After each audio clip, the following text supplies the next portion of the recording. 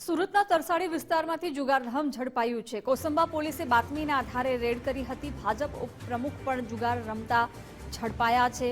કુંવરદાથી કીમ જવાના માર્ગ પર જુગાર રમવામાં આવતો હતો। કોસંબા પોલીસે 2 ભાજપ હોદ્દેદાર સહિત 9ને પકડી પાડ્યા છે। તરસાડી નગર સંગઠન ઉપપ્રમુખ સંજય પરમારને પણ ઝડપી પાડવામાં આવ્યા।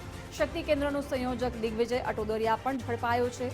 ધી કોસંબા મર્કન્ટાઇલ કોઓપરેટિવ બેંકનો ડિરેક્ટર પણ જબ્બે થયો છે। પોલીસે 2.32 લાખ રોકડ 10 ફોન સહિત 6 લાખનો મુદ્દામાલ જપ્ત કર્યો છે।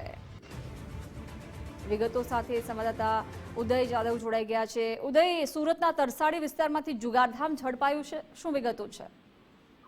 જી બિલકુલ, સુરતના તરસાડી વિસ્તારમાંથી જુગારધામ ઝડપાયું છે। કોસંબા પોલીસે બાતમીના આધારે રેડ કરી હતી। અત્યારે તરસાડી નગર ભાજપના ઉપપ્રમુખ સહિત 9 જેટલા જુગારીઓ છે તે જુગાર રમતા ઝડપાયા છે। કુંવરદાથી કીમ જવાના માર્ગ ઉપર સિમેન્ટના ગોડાઉનમાં પતરાના સેટમાં જુગારધામ છે ચાલી રહ્યું હતું।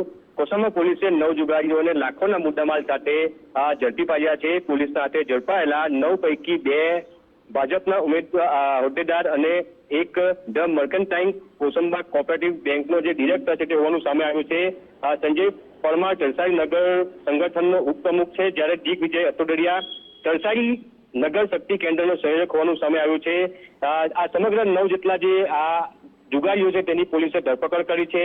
2.32 લાખ રોકડા તેમજ 10 મોબાઈલ મળી 6 લાખથી વધુનો મુદ્દામાલ પોલીસે જપ્ત કર્યો છે। ભાજપના હોદ્દેદારો જુગાર રમતા ઝડપાયાની વાત ભારે વેગે ફેલાતા ચર્ચા છે તે મચી ગઈ છે।